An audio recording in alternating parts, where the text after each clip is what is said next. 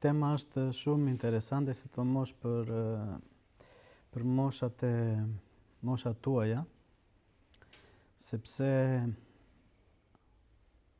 fatkeqësisht, më thonjë za, lindët në një periudhë, në një epokë,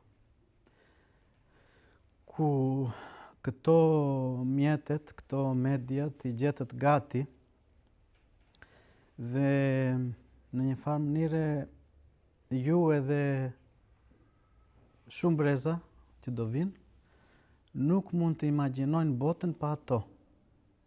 Ndërsa ne fatmirësisht, në thonjza prap, lindëm në një kohë që s'ekzistonin fare. Jo vetëm nuk ekzistonin, por kur ndonjëherë bëjnë ndonjë diskutim në këto konferencat e mëdha për teknologjinë e ardhshme, kur ata që i projektonin këto shpjegonin se si do jetë bota e ardhshme me këto, ne nuk i besonim. Na dukej si ato filmat e fantazisë shkencore, na dukeshin si pralla. Tani jo vetëm i përdorëm dhe po u mësuam me to. Jo vetëm u mësuam, po me sa duket nuk mund t'i ndajmë nga jeta jonë. Por që ta nisëm me radhë këtë bizet, unë dua dhe juve t'u dëgjoj pak, më intereson. Na intereson të gjithëve të dëgjojmë mendimin, shqetësimet, pyetjet, se janë gjëra që të gjithë i kemi në duar, të gjithë i përdorim, dhe secili ka krijuar brenda tij një teori mbi to. Apostull Pavli thot në një letër të tij, që drejtohet Galatianëve, që vuaj bitë dhe bijat e mi vuante Apostull Pavli, si ajo gruaja që është atë zane, derisa të formohet brenda jush Krishti. Vuan Apostull Pavli për besimtarët e kishës, derisa atyre të formohet brenda atyre në shpirtin e tyre Krishti. Kjo ka di shëmbëltira brenda. Shëmbëltirën e shtatzanes, po ka dhe formimin, çështjen e formimit të Krishtit. Dhe këtu zbulohet dhe bërthama e misionit të apostujve. Jo vetëm të apostujve, po dhe përpjekjes tonë shpirtërore, që do të thotë, shumë njerëz thonë kush është qëllimi i jetës shpirtërore. Nuk e kanë, jemi në kishë, jemi pagzuar, e nuk kemi kuptuar çfarë do të bëjmë tani. Qartë jemi njerëz të mirë, thjesht të ndjekim ato porosit, mjafton. Apostull Pavli, që nga fillimi na thot kush është qëllimi. Qëllimi është të formohet brenda nesh, në këtë hapësirë kohore që na është dhënë në këtë jetë, Krishti brenda nesh. Pse është e rëndësishme kjo? Kjo është e rëndësishme sepse ne jemi imazhi i Perëndis, ikona e Perëndis. Këtë teologjikisht, as nga ana filozofike, as nga ana shkencore nuk kuptohet. Vetëm përjetohet. Dhe dëgjojmë që shkruan Apostull Pavli. Atyre që u thoshte ata e kuptonin. Neve sot nuk e kuptojmë plotësisht çdo të thotë formohet Krishti brenda nesh. Atë që dim ne shumë mirë dhe që na zbulon Apostull Pavli, vuajtja për të lind Krishti brenda, vuajtja që të lind Krishti brenda në shpirtin ton, është si vuajtja e shtatzanes që lind një fëmijë. Dhe për atë që përpiqet të të ndihmojë, po dhe për tia. Dhe që të arrish këtë qëllim të formosh Krishtin brenda në shpirtin tënd, duhen di elemente shumë të rëndësishme. Koha, dhe vigjilencë. Koha duhet se formimi është gradualisht. Ashtu si çdo kohë, 9 muaj brenda në barkun e nënës të formohet bebushi dhe të lindë në këtë botë, ashtu do kohë dhe brenda nesh të formohet, të zajë fara e besimit brenda në shpirt, të formohet, të rritet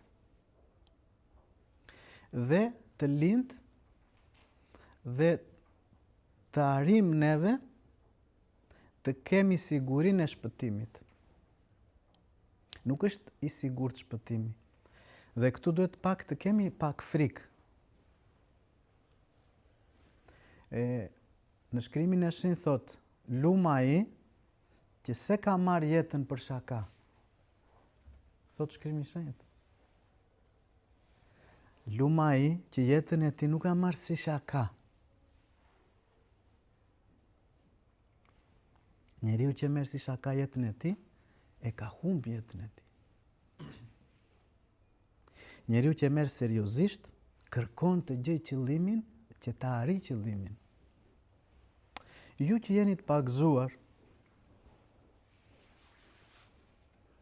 keni kaluar derën, por shumica nuk din qëllimin. Nuk e kuptojnë qëllimin. Dhe këtu kemi një përgjegjësi edhe ne. Kush ne? Neve klerikët, neve teologët. Edhe çfarë përgjegjësi kemi ne? Ne kemi përgjegjësi dhe me shembullin dhe me fjalën tonë të bëjmë atë që bënte apostull Pavli. Zbulonte gjithmonë që dashuria për Zotin e apostull Pavlit shprehej me dhimbjen e tij për të formuar te besimtarët Krishtin në shpirtin e tyre. Po kjo nuk është një përpjekje e njanshme. Është një përpjekje që duhet të bëhet nga të gjitha palët. Nga të gjitha palët, do me thënë, dhe nga ai që të përcjell fjalën e Perëndis, dhe nga tia që e pret. Në qoftë se përpjekja është e njanshme, nuk zhvillohet ajo. Pse i them gjitha këto dhe ç'lidhje kanë me mediat? Disa prej jush ndoshta e kuptuat. U thash janë dy elemente shumë të rëndësishme. Koha dhe vigjilenca. Dhe pikërisht janë këto gjëra që mediat sociale kërkojnë nga tia.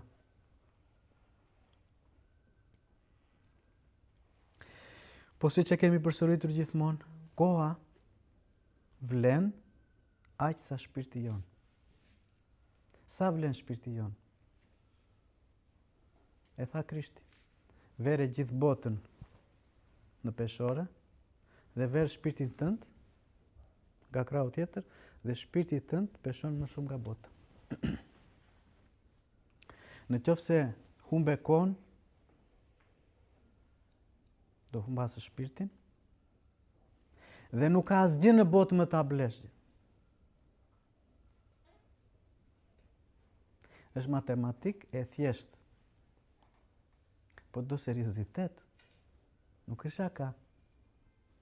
Duhet ta marrë me seriozitet. Sepse i ligu punon me durim avash avash.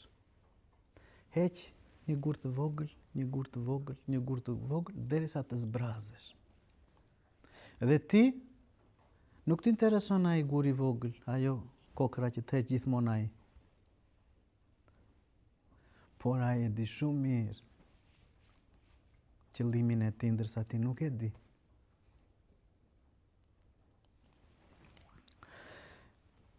Mediat sociale nuk janë thjesht media ku krijon rrjete komunikimi, por janë më të poshtra se që e imagjinojmë ne. Pse e them këtë? Në marrëdhëniet dhe në rjetin që lidhin ato, ndërthuren algoritmet. Dhe algoritmet kanë qëllime të huaja nga ato që kërkon shpirti njeriut.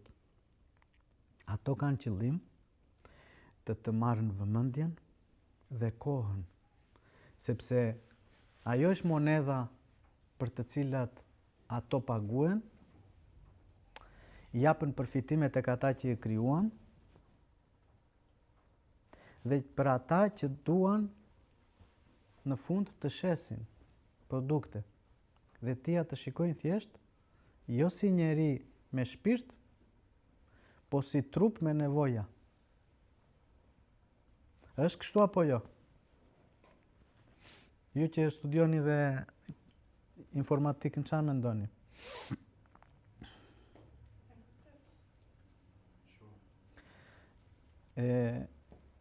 Dhe të dini që ato lloj cikle kanë studiuar shumë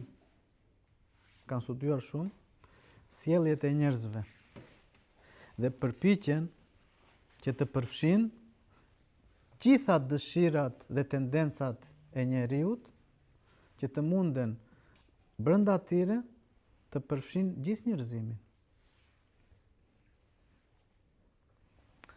Tani, e nisa direkt me temën. I ram në zemër që ta kuptojmë. Ne duhet të ngrëmë alarm për jetën tonë, për shpirtin tonë. Pse? Se siç tham, duket si një gjë e pafajshme, argëton, kalon kohën, po koha nuk është thjesht për të kaluar. Koha është për të ndërtuar. Dhe mua më vjen shumë më keq që kanë arritur këto mediat e sotme, rinin sidomos, ta shndrojnë në një mas pa shpirt, pa interesa. Dhe më vjen shumë keq që e them këtë gjë. Po fatkeqësisht e vërtet. Mua më bëm shumë përshtypje kur ishim në moshën tonë, që isha unë në adoleshencë, pavarësisht ato budallëqeve që bënim, kishim pyetje për gjërat. Donim të mësonim, të dinim si punon një gjë, kush është qëllimi. Bile bënim grupime, interesoheshim. Kaq indiferencë që shikoj sot, dhe duke parë dhe të ardhmen, janë friksuar. Adoleshentët e sotëm janë totalisht indiferent. Nuk interesojnë fare të dinë ç'do të thotë shpirt, perëndi, jetë. Instagram, shthurje, zero interes. Pjetje zero, nuk do të mësoj asgjë, do që të kaloj orën. Ka rënë në kurth. Nuk e ka fajin, nuk kupton. Nuk e ka fajin. Por në qoftë se jemi tani në këtë situatë, nuk është e vështirë të kuptosh ku do vemi. Si shoqëri, nuk është e vështirë të parashikosh ku do shkojmë si shoqëri. Në qoftë se filizat janë të kalbura. Flas ashpër dhe miru a bëj. Është e vetmja mënyrë që të kuptoni.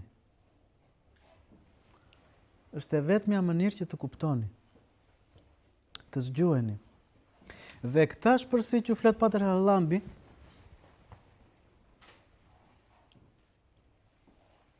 është që të zgjuheni. Të kuptoni dhe vetë ju t'i flisni vetes kështu. Për të mirën tuaj. E mira nuk është relative. E mira nuk është relative. Nuk është sipas asaj që mendoj unë që është e mirë. E mira jeton te Perëndia dhe e mira është ajo që buron nga Perëndia. Prandaj, për çdo njeri e mira, për çdo njeri është ndryshe.